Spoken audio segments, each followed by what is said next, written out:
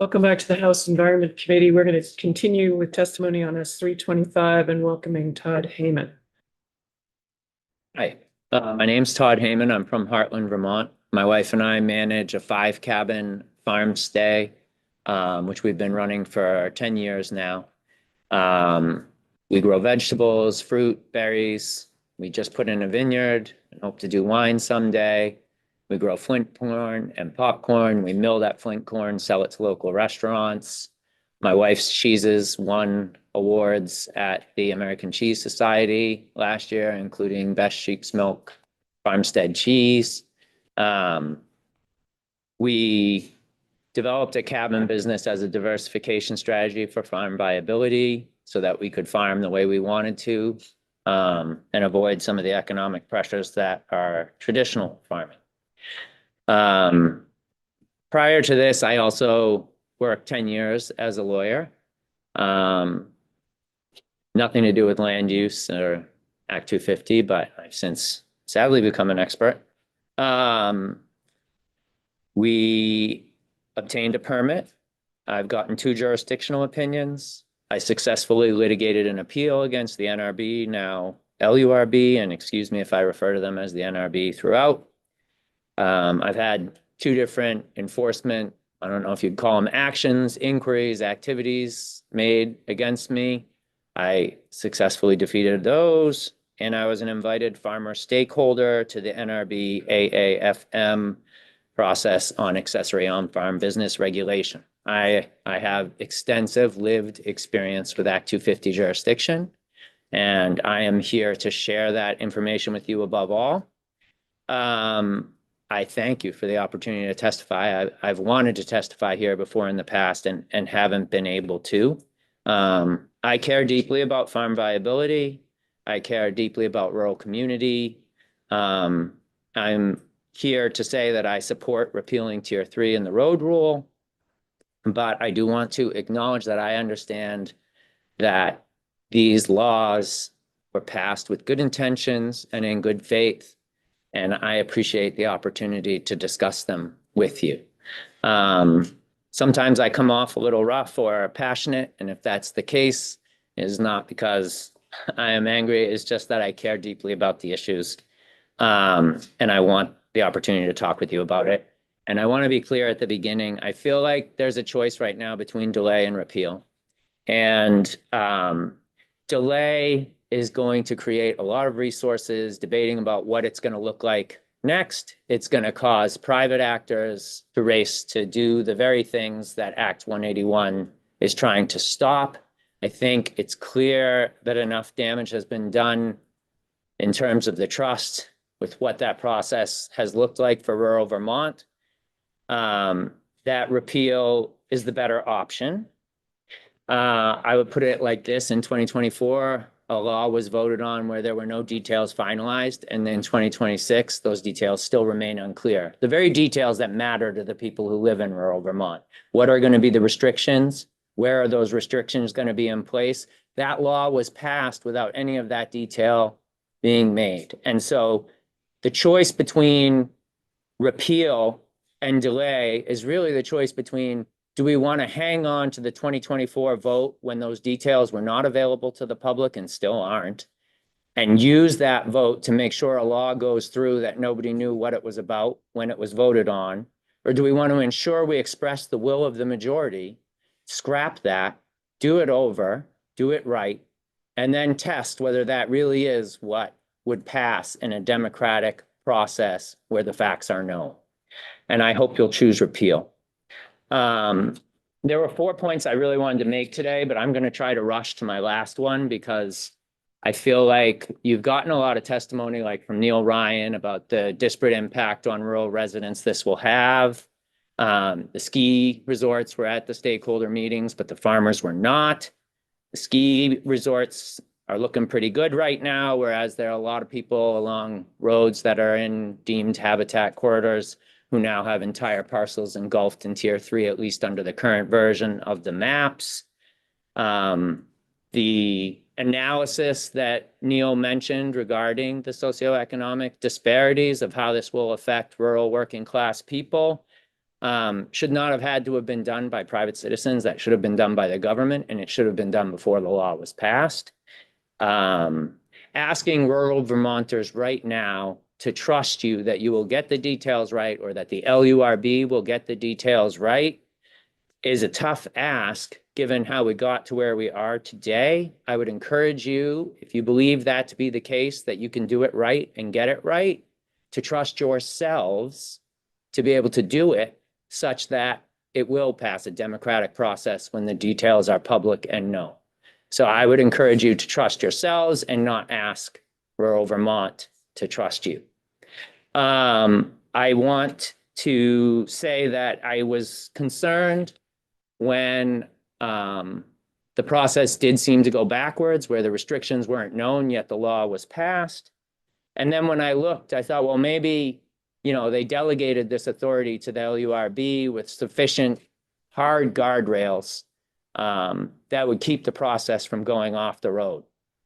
And so I looked at the definitions of habitat, habitat connector, and forest block. I expected there to be something in there about how these definitions would have to be based on empirical evidence, if not also peer-reviewed research. And it's basically a habitat is where a species lives. A forest block is any undeveloped forest land at any stage of succession. Is that saplings in my field? And a habitat connector is the land between two habitats. Not enough guardrails. That is a level of delegation to unelected officials to make law that is so standardless. I mean, I would just say it's like an abdication of what I would expect from the legislature. I found it really disappointing. I would like to think that habitats are based on empirical evidence about what's actually happening with wildlife and forests in Vermont, and that any restrictions would have to be based on something like that. Further, the maps, it's like a double delegation. It gets sent out to a regional planning commission. Regional planning commissions seem to have gotten a lot of authority lately in Vermont. They're sort of everybody's favorite person to study things and analyze things. As a citizen of a no zoning town where we put one person on the regional planning commission by the select board, there is absolutely zero accountability. These people are not subject to any kind of ethical rules with teeth. They're not voted in. Even if I could convince my select board to remove one person, it would have no effect on what the regional planning commission can do. I would urge the legislature in general to reconsider how much authority is placed in these unelected and unaccountable institutions. They're often run by boards where people are embedded in the local community, and yet they play big roles in how the local community is regulated. There are conflicts of interest, and there's not much you can do about it. And then I wanted to comment just quickly on the Vermont Natural Resources Council's observation at then. Missed, what was your recommendation on the Regional Planning Commission? Did you just say what? I would encourage you to delegate less to them. I would encourage you to create ethical rules that have teeth that can be enforced.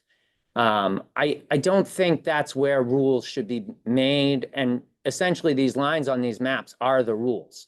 And so I feel like the legislature should be making the rules, and the amount delegated to these other institutions should be much more constrained than it is. That's the point I'm trying to make about delegation. And I would just say, like, in terms of like, the VNRC just commented right before the break that, they didn't want any unintended consequences of impeding housing development in Tier 3, that they're here to protect critical natural resources in environmentally sensitive areas. I've heard that sentence a million times during this process. What does that really mean? How are they protecting those areas? It is by impeding housing development. I mean, there's no two ways about it. Existing Act 250 jurisdiction right now covers every commercial and industrial development there is. The only thing that it doesn't cover is housing under nine units or less over 5 years in 5 miles. That's what switching to Tier 3 and location-based jurisdiction will do. It will stop residential development, not necessarily stop it, but impose an additional regulatory hurdle. If you're going to say that Tier 1 facilitates housing construction because it lifts Act 250, You must admit that by imposing Act 250 jurisdiction on mere residential construction, you are impeding it. It is not going to be a surprise if that happens. That is what the law is designed to do. But I want to start more on Act 250's hidden costs. It's on page 4 of my testimony. I will submit PDFs. I hope they can be made public online, because I think that I am in a unique position. I have land in Vermont that is essentially, and I'm one of few people, that is essentially what Tier 3 land will look like. I am on a farm. Thanks to Senator Starr, there was an amendment to Act 250 that limits Act 250 jurisdiction on farms to just the area that supports the development. Therefore, my parcel is partially regulated and partially not regulated, exactly what Tier 3 envisions. I have lived experience with this world of partial regulation and not partial regulation. And I want to tell you about a few direct stories about what that has meant for me. But first, I need to address the hidden costs of Act 250. The previous witness mentioned, it's not just permit fees. It's also not just approval rates. Okay, I have been through this process. I don't know how many of you have.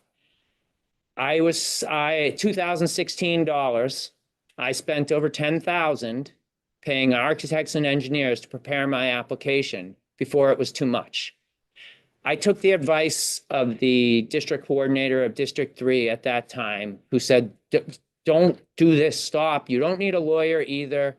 Just do it on your own. You can do it. It's a simple process. It's no big deal. I've heard those statements in this room. I've watched them live.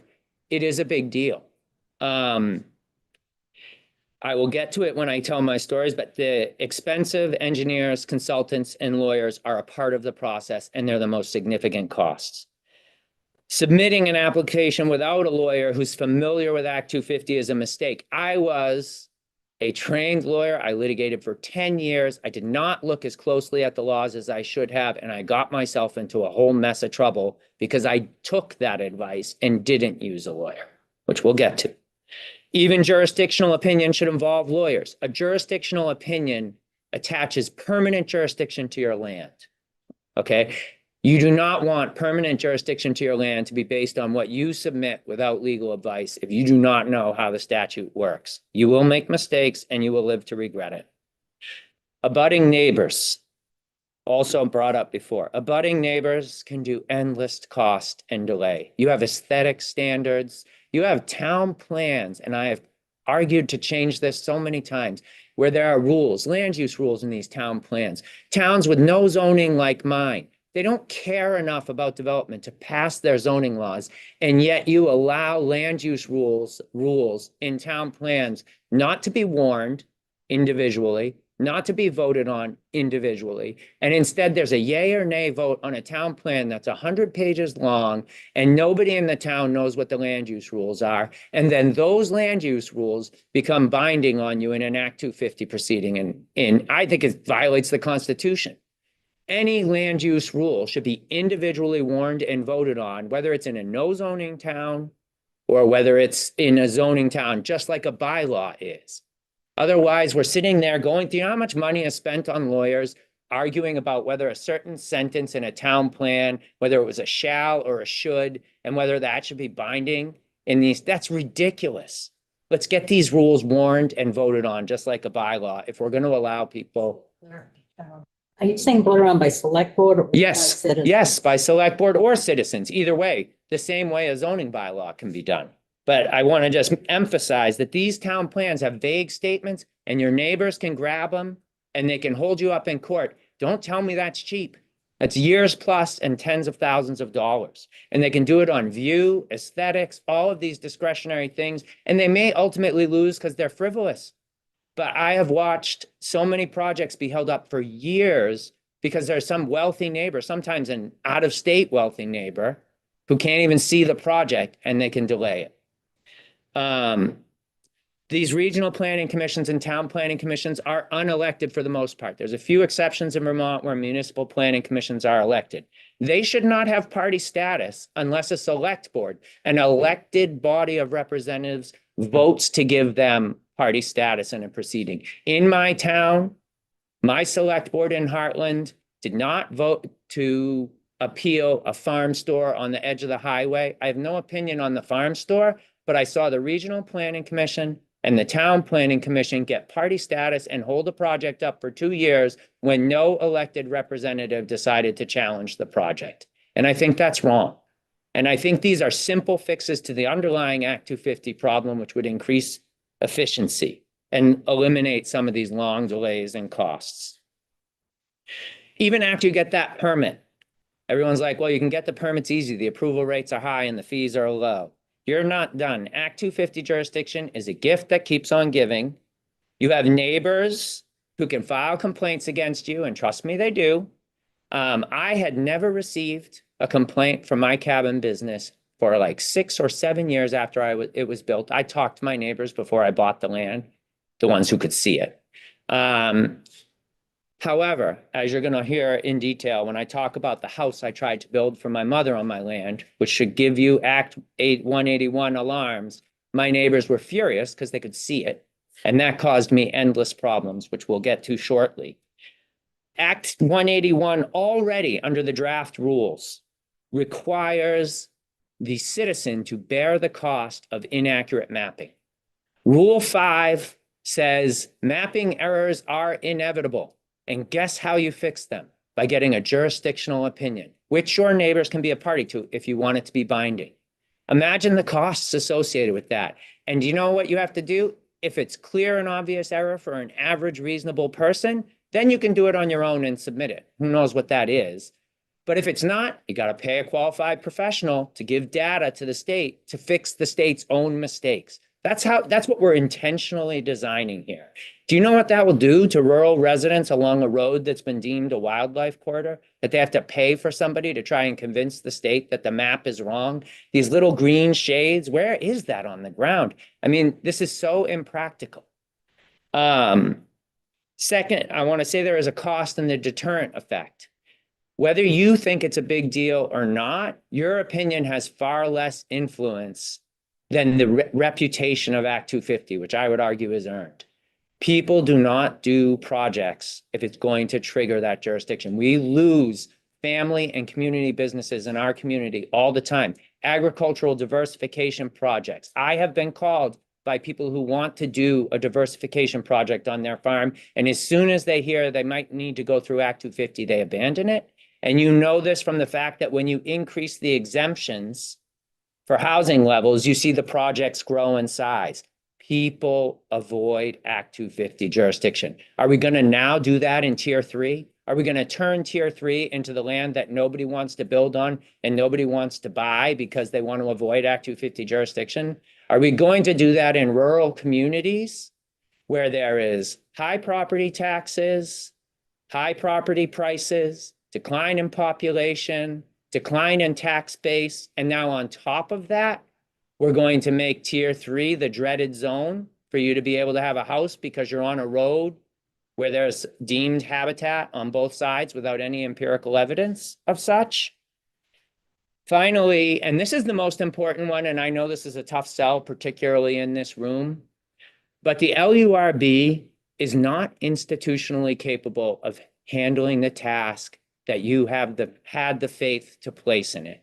And there was a comment before that this is a fact-free conversation, right? Like we don't have a government report that says what will happen with Tier 3. And I am here to give you my lived-in experience on this. And that's where I want to start now with what happened to me. And I hope you can bear with me. I'm going to try and go as fast as I can, but nobody is giving you testimony who has a permit, who's been through these battles, who has neighbors, and I want to share.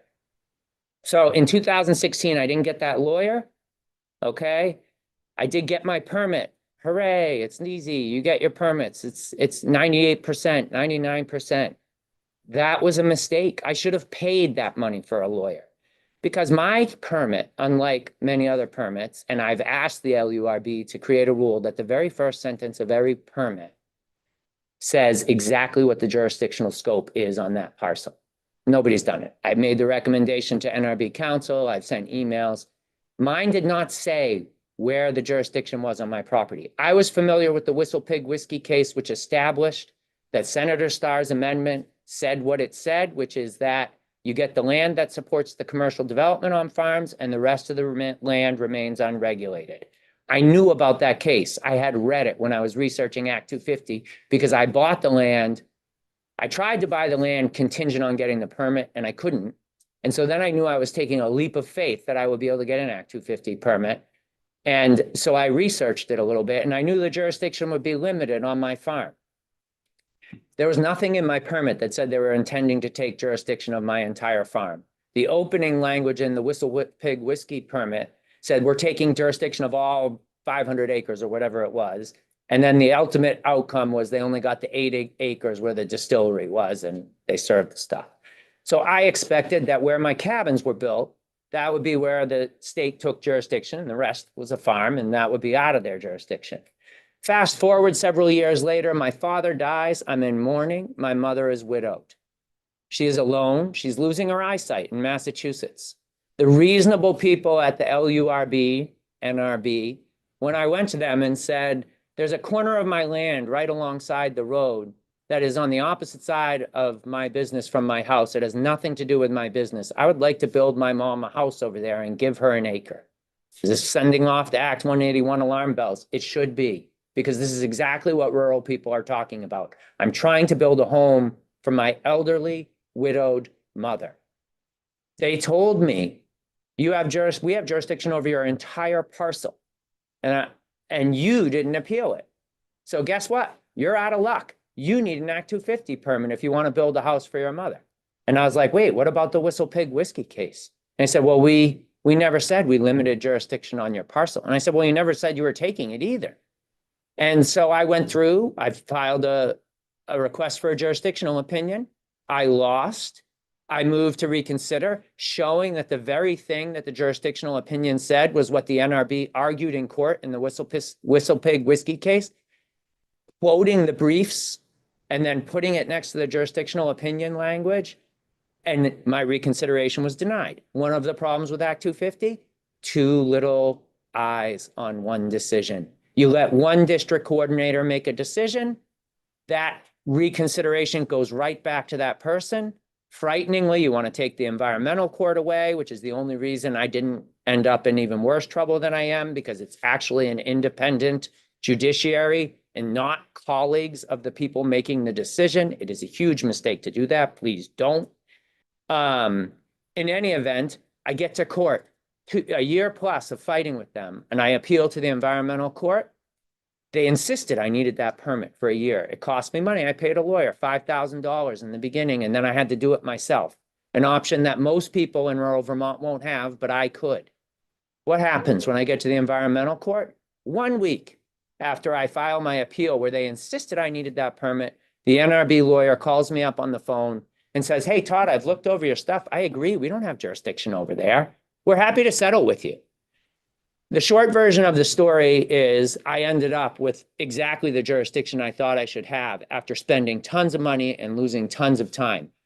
There is a longer story, which I'd love to tell you, but I need to keep going because there's more things you need to know. But if you want that longer story, I'd love to share it. This law, Senator Starr's amendment, has been applied inconsistently throughout the state. For me and Whistle Pig, we got the hammer. For Boyden Winery, Jasper Hill, and Hill Farmstead voluntarily complied with. Notice 3 big players, 3 people who probably know a lot of people. You have, with my testimony, something which you all should look at because it is the most embarrassing thing the NRB has ever done in the history of its existence. That law, which limits its jurisdiction on farms, when that law was passed, the owners of Boyden Winery scribbled a handwritten note to the NRB asking the NRB to relinquish jurisdiction of 297 acres of jurisdiction. Act 250 jurisdiction is supposed to be permanent. The law was not retroactive, and there is a presumption against retroactive laws in Vermont and throughout the country. The NRB granted a release of 295 acres of jurisdiction based on a hand scribbled note without a hearing, and I couldn't get an acre from my widowed mother who can't see. That's the kind of inconsistent enforcement, unpredictable outcomes that you get from this agency. And you might think, well, that's an exception, but it is not. Next up, my mom's house. My neighbors, okay, they didn't like the house. They never cared about my business. Most of them have rented my cabins, okay, for their family, for events, etc. They didn't want another house on the road. This is what Tier 3 is going to do. And you don't need a study to know it. Just think about it. Think about the people, the second homeowners that you mentioned, who bought a house in the country and don't want another house on the road. They are going to challenge residential construction, and a lot of them have a lot of money. They are going to stop Vermonters from building homes in Tier 3 just by attrition, and they can afford it. I have seen it happen with Peacefield Farm in Woodstock, a project for an on-farm restaurant. Act 250 has allowed Philo Ridge Farm Restaurant, Cloudland Farm Restaurant, the Fable Farm Collective to operate without a permit on a jurisdictional opinion based on the sole representation that over 50% of the product served will come from their farms. Peacefield made the exact same representation and was told they needed to get a permit. That permit was denied twice, despite Woodstock permitting it several times and changing its zoning regulations to accommodate what the district commission said. Peacefield got a JO where they tried to say, well, we're going to do what those other farms did, and it was rejected. And just like what happened with my mom's house, they appealed it to the environmental court. And this is under the tenure of the LURB, who's now going to professionalize the agency. That JO gets to court. They've held them up, cost them tens of thousands of attorney's fees. And when it comes time to defend the JO, the neighbor files a brief, but the state doesn't even bother. They don't even defend the JO that was used to sidetrack. I mean, I don't know if this is apparent to you as I'm talking, but if you are held up by the state because of a JO, and then the state doesn't even have the courage to defend it in court, it is very frustrating. So, in addition to Peacefield, so when my neighbors, they tried to complain about my house, but because I ultimately won the jurisdictional battle, they couldn't become parties in my case. But that won't be the case with Tier 3. They will be parties. They are abutters. Okay, they couldn't be with me. But then what happens? They can't stop my mom's house. They're mad at me. I put another house on the road. God forbid. There's been 6 houses on the road since I moved there. And the neighbors who were complaining came after me. They built after I was there. So what do? They turn their complaints against my business, which they had never complained about for 8 years. One of them went to a birthday party that was held by another neighbor of mine in my barn. They filed a complaint against my barn saying it should have a permit. It was treated as non-jurisdictional. The district coordinator received that complaint, the very one who lost the battle with me about whether they had jurisdiction over my land. I have all the emails. I did public record requests. He was thrilled with the opportunity for revenge. He passed on the complaint to the enforcement team. But that's not all he did. On state time, with his state computer, he spent time researching how I use my barn, even though it's not his job. He is on the other side of Act 250.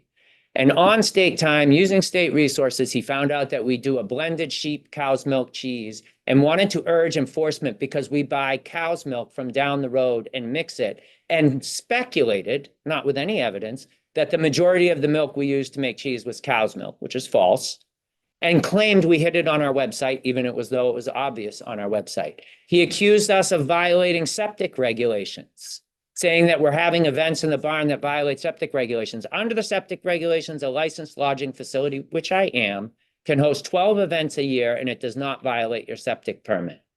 No member of the public raised these concerns. This was a personal complaint by a district coordinator against me in retaliation for winning my court battle against him over the scope of jurisdiction. This is how the agency operates. He's still there. If I need something like a JO, technically I'm supposed to go to him right now. However, the agency has made another district coordinator available for me, but that should tell you something. This agency is not institutionally capable of micromanaging every corner of the land in Vermont down to 100-foot accuracy. If you unleash this tier 3 on Vermont and introduce 10,000 residents to what the Act 250 experience is like trying to build a home for their families, you will hasten the demise of Act 250 or certainly get a lot of reforms. It is not a no big deal process. Act 250 jurisdiction is not that. It's incredibly frustrating to me when I hear that. I have spent years and tens of thousands of dollars because of Act 250 jurisdiction. I am an economically insignificant entity. I have 5 cabins on a farm in a no zoning town in the middle of nowhere. The Act 250 people should have a lot more important things to do than mess with me. Okay, that they don't and that they think it's worth their time should resonate with you when you think about poor people building homes in tier 3. So the barn gets complained about by my neighbors. He's excited. He's doing his research. He's like, we've got him.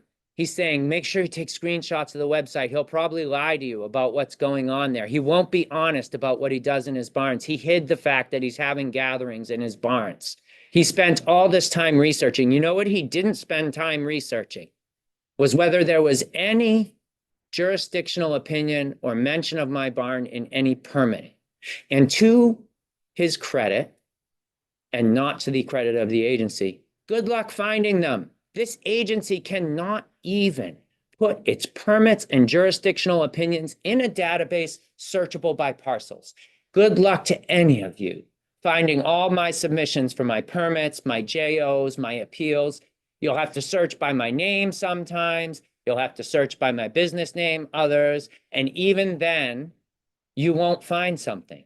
The jurisdictional opinion that I requested before I built that barn, when I said I was going to have gatherings in it occasionally for my cabin guests so they don't all congregate in my cabins with their friends who aren't staying there and make a giant mess. And the district coordinator said it would still be agricultural. We make cheese in that barn. We wash milking equipment in that barn. I dry my garlic in that barn. I dry my winter squash in that barn. I dry my flint and popcorn in that barn. Okay, it's an agricultural barn 365 days a year. And yet Act 250 is coming after me while Philo Ridge Farm has a bar serving European wine in their barn 5 nights a week. I mean, who's running this agency? Who is running it? So I then send them an email and I say, well, it's interesting that you think my barn needs a permit right now because you already agreed my barn was non-jurisdictional when we settled my mom's house case. When you said what jurisdiction was, you didn't say it was in my barn. And 8 years ago, before I put a penny into my barn, I submitted a request for a jurisdictional opinion. You said it was agricultural and non-jurisdictional, even though I disclosed there would be gatherings in it. And after days of cease and desist emails, apply for a permit in the next month or we're shutting it down. There's silence for days. I wonder why. The reason why is because the Act 250 staff, the agency that you think can manage every inch of Vermont in tiered jurisdiction, could not find the jurisdictional opinion I referenced when I wrote back to them. So then what happens? I wait and I make them sweat. They're like, we weren't aware that you had a jurisdictional opinion. I was like, well, I do. And then I waited again. And then eventually, tail between their legs, they email me and say, we can't find it. Could you send it to us? And actually, could you send us the submissions you submitted with it? This is who you want to govern tier 3 residential housing. I sent them the JO, everything went away. This agency, and I know it is not popular to say it in this room particularly, it is not competent to do the task it has been assigned to do. I could give countless more examples if I had the time. For example, briefly, Philo Ridge Farm eventually did face enforcement action. Now they're all operating again. Fable Farm is still in the midst of some kind of chaos because they built a stage with a roof over it where they store a tractor and hay sometimes in the off season, but then they use it as a stage for music during the warm weather season when they have music once a week. That is what Act 250 thinks is so dangerous. The environmental threat of like a 20 by 20 stage, they need a permit. This agency does not have the discretion and good judgment. And I will point out to you that every example I'm giving you relates to agricultural businesses. What does that tell you about how they see farming? Look at how you were willing to pass a law without the details being finalized that gives unprecedented expansion of jurisdiction of a commercial permitting regime to single family construction, to poor people along the sides of roads. Look at how the laws regarding farm diversification for farm viability were handled with the stakeholder process. Okay, we tried to get like on-farm dining, some weddings, little things that could increase the viability of farms. The issue was studied twice before any law was passed with a stakeholder process and then a further study by the LURB. And then the final law that was passed made sure you couldn't do on-farm dining, made sure you couldn't do farm stays unless you go through Act 250. We were too nervous to pass a law that probably would have affected 2-3 dozen farms for these farms to have more viable, but we're comfortable expanding jurisdiction to every corner of the state without one detail being finalized about where it's going to apply. What does that say about the attitude of the legislature to rural residents, to farming residents? Again, apologize for my passion. I respect that you all might not agree with me. I understand it. I want to have the dialogue and discussion. I'd love to stay as long as you're willing to ask questions, but that's what I wanted to share today. Thank you for sharing that. And we do have one more witness who's indicating perhaps time constraints on her end. So that was a lot of information and very clearly presented. And we hear you and appreciate it. And we will follow up on that. And I would love to come back. I have very non-ideological recommendations about how to improve Act 250. So you don't spend all your time fighting about who gets to be exempt. Make it work. Great, we will follow up with I you. appreciate your time. I am available. I am happy to help. Thank you. All Thank you. right, next up, joining us by Zoom is Lillian Shen. Welcome. You're muted.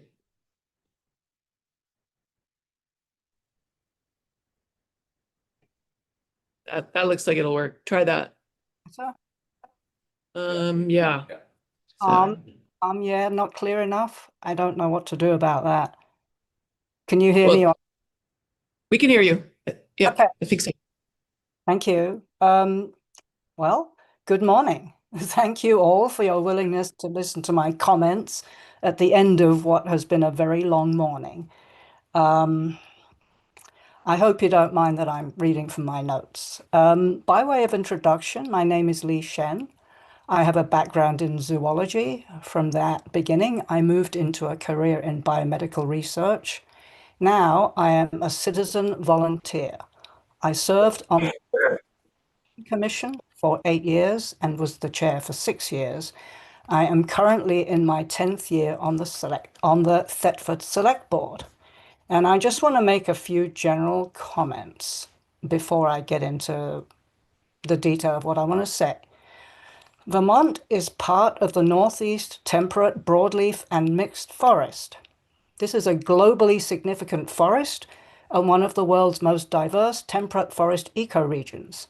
It provides critical ecological services, including climate change mitigation, habitat biodiversity, and hydrological regulation, critical in light of two things. First, the extinction crisis, in which the rate of extinction is 1,000 to 10,000 times its natural rate due to human effects on the planet. Secondly, hydrological regulation is really important to increase flooding in Vermont. I do support the road rule and Tier 3. I am dismayed at the information surrounding these. For instance, VT Digger reported that a senator from Essex County in the Northeast Kingdom asserted that all of his constituency was in Tier 3 and also that most of rural Vermont was in Tier 3. This is patently false and seems engineered to undermine public trust. I disagree with the previous speaker that habitat connector blocks and core forests are barely defined. You heard at the start of the week, I hope you remember, from careful biologists like Jens Hilke, who devote their whole careers to studying these things, including on the ground. Legislators have to rely on these experts. That's why the experts are there. Legislators should not be expected to be the experts themselves. So, one of the stated goals of Act 181, and this is page 60 of the statute, reads, Vermont's forest lands should be managed so as to maintain and improve forest blocks and habitat connectors. In Vermont, roughly 5,000 acres of forest are converted to non-forest uses per year. But what is equally insidious is the construction of roads and driveways, penetrating once intact forests that are critically important wildlife refugia. We assume roads do not affect the health of the forest because most trees are left standing and we can see them. What we don't see are the effects of these intrusions on wildlife. Surrounding every forest road or trail or driveway is a zone referred to as a corridor of influence. This has been extensively researched and documented, for instance, by the New Hampshire Department of Fish and Game in their publication Trails for People and Wildlife, which applies to roads as well. Within this corridor of influence, wildlife are stressed by human presence, which causes animals to alter their behaviors, and they may even become alarmed enough to flee. Mammals become alert to the human presence at a distance of 400 feet, birds at 150 feet, reptiles and amphibians at 60 feet. Because the corridor of influence extends on both sides of the roads or driveway, each road or driveway creates a swath of disturbance 800 feet wide for mammals, 300 feet wide for birds, and 120 feet wide for reptiles and amphibians. The proposed road rule would allow up to 2,000 feet of road plus driveway before Act 250 would be invoked. Thus, a 2,000-foot-long access road into a forest would be allowed to negatively impact an area of 1,600,000 square feet, if you do the multiplication. This equals 36.7 acres of mammal habitat, and this would not be regulated under the road rule in its current version. For comparison, as in the original Act 250, an 800-foot-long driveway or road impacts 14.7 acres. When wild animals are flushed repeatedly, that is, scared and made to run, it imposes an energetic drain that may be deadly in seasons of low food availability, such as winter or in a drought. Studies show increased mortality under such conditions. Bird nests near roads and access ways suffer greater degrees of predation, and birds are prone to abandoning their nests when there is repeated disturbance. Forest roads, thus, cause many species to avoid what would otherwise be desirable habitat for foraging or denning. Roads also increase the introduction of non-native invasive species that further degrade forest health and reduce biodiversity. At the global level, invasive species are a leading cause of extinction. Access roads are often the first step towards parcelization and degradation of forest blocks, with the consequence of broad loss of habitat connectivity. Parcelization also results in disjointed land lot ownership, which impedes the practices of forestry and timber harvesting, which is an important economical driver in Vermont. The intent of the road rule is to encourage the clustering of rural development, as you all know, and to discourage habitat fragmentation caused by roads by invoking Act 250 oversight for building roads or driveways or roads plus driveways beyond a certain length. It does not mean people can't build roads for subdivisions in Tier 2. Perhaps the road rule could be tweaked to curtail the hidden degradation of wildlife habitat caused by the corridor of influence. Regarding Tier 3, There has been a lot of misinformation about Tier 3, even this morning. In another instance, did I already say that? In fact, the area presently proposed for Tier 3 is shockingly small, between 4 and 8% of the state, although a previous speaker yesterday claimed it is 11%. I think it all depends on what natural resources are finally included. Much of what Tier 3 contains consists of the most important wildlife road crossings and a small amount of buffer zone around them. And I have to challenge a statement from a speaker yesterday that the wildlife crossings mapped by the state are theoretical only. They are not abstract or models arrived at arbitrarily, as erroneously asserted by the previous speaker and hinted at by a speaker yesterday. In Thetford, we hired a wildlife biologist to verify those crossings. All the ones indicated on state maps were indeed well used by wildlife. Plus, we identified several more. So I would say the state maps, A, show crossings that are real, and B, underestimate the number of wildlife crossings, if anything. In addition, because wildlife cross at places along roads that are densely vegetated and usually forested, I'm not sure that a whole lot of those places, in fact, contain home sites. Under Tier 3, driveways, roads, and house lots are still allowed within these habitat connectors. This does not do the wildlife crossing point any good, but that is what is allowed, even though increasing those developments will act as a deterrent to wildlife trying to use these crossing points. Protecting wildlife crossings is justified and necessary. They are critical to allowing wildlife to move in response to accelerating climate change. The ranges occupied by wildlife, that are the areas that provide them with essential food, water, shelter, and breeding terrain, are moving north at the average rate of 1 mile per year due to climate change. So animals need to move more and more, and climate change is accelerating. Tier 3 also includes the rarest natural communities and headwater streams. A speaker claimed yesterday that the maps showing hydric soils around headwater streams were faulty, and I would argue that they are not. In my experience, soils maps are remarkably accurate. A soils map showing a narrow finger of sandy soil less than 100 feet wide on our parcel, in fact, predicted exactly the location of that soil. I was astonished. Protecting stream headwater zones, the areas surrounding the actual visible stream, is the foundation of water quality and ecosystem integrity.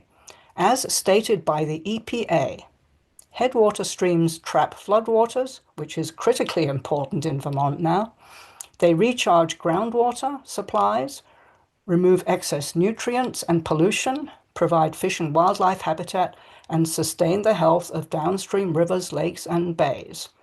And if any of you are familiar with the Municipal Road General Permit, you realize how hard Vermont tries to keep its rivers, lakes, etc. clean. Stream headwaters are also biodiversity hotspots. They are unique habitats that support smaller life forms, including certain amphibians and insects, that do not occur in larger streams. Please don't remove any stream headwaters from Tier 3. I'm puzzled that Tier 3 doesn't include any of Vermont's valuable agricultural soils or Vermont's very scarce undeveloped shoreline habitat, and many exemplary natural communities also seem omitted. These resources ought to be safeguarded against further loss to land conversion and development. I'm also puzzled that there are no Tier 3 areas in or around downtowns and village centers. Critical habitats and rare natural communities can occur anywhere, depending on underlying geology and surface conditions, and they don't rely on the degree of urbanization. I disagree with the proposal that Tier 3 should be narrowed or repealed. Please don't go down that path. And turning to a different subject, I do wonder, amidst the housing shortage, if something can't be done about the huge number of second homes in Vermont. In some desirable communities, it is over 40% of homes. Even in my unglamorous hometown of Thetford, there are 480 second homes compared to 1,000 primary residences. In other words, over 32% of homes in one rather ordinary Vermont town are second homes that sit empty for much of the year. A previous speaker mused about financial incentives for home building. If we can't convert these second homes back to primary residence, couldn't additional taxing of second homes provide revenue for financial incentives for home building? So, in wrapping up, I applaud the efforts of the Land Use Regulatory Board, who are steadfastly and carefully working to craft statute into rules. In the face of pressure, misrepresentation, and fear-mongering, they are doing a tremendous job. I am dismayed at the degree of opposition from the governor, and I urge our legislators to stand by to the road rule and Tier 3 and not retreat from these important aspects of Act 181. Thank you so much. Thank you for your testimony. I think we might have missed a sentence. I think it was assumed that you served for 10 years on your planning commission. Oh, select board. I'm not on the planning commission. Oh, okay. You were never on the planning commission? I was never on the planning commission. I am the select board liaison to the planning commission. Okay, great. Thank you. Glad I clarified that. Thank you. Do members have questions? Representative Austin. I'm just wondering theoretically, what criteria in Act 250, let's say we were going to eliminate some of the regulations for some of the criteria, what would you recommend that stay in? You're talking about the 10 Act 250 criteria? Yeah. I know probably. Go ahead, I- I'm sorry. In front of me. Look, I'm a citizen volunteer. I don't have at my fingertips all the information and I don't have a staff to provide me. I can go on my computer now and get myself a list of the 10 criteria and go through them if you want me to do that. It's okay. Thank you. Thank you. No, I'm not sure I'm not sure it was a relevant question for this witness. Maybe someone else, if you want to follow I up. think the conservation one was, in Act 250, that would be one. Protecting lands, serving land in Act 250, right? I don't really know what you're talking about, Representative Austin. The 10 criteria in Act 250. Yeah. One of them is the protection of protected land, conservation of land. To protect wildlife, land. What is your question? I'm just wondering if, hypothetically, if let's say we took out Act 250, and just asking, but kept certain criteria in the permitting process, what those criteria would be. I guess that's your idea and you might need to follow up on that.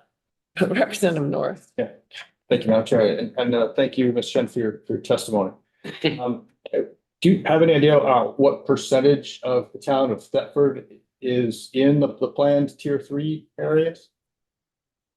I haven't looked at it in that way. I've only looked at the green blobs on the map. I haven't done a sort of a measurement of what area they cover as opposed to the whole area of the town.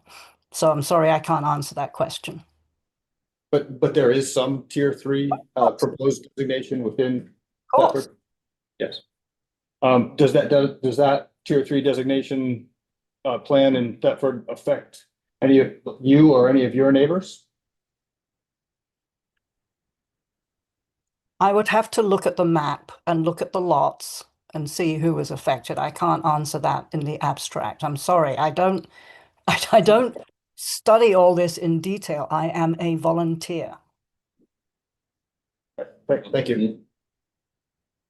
We know that. All right, thanks for your testimony. Thank you.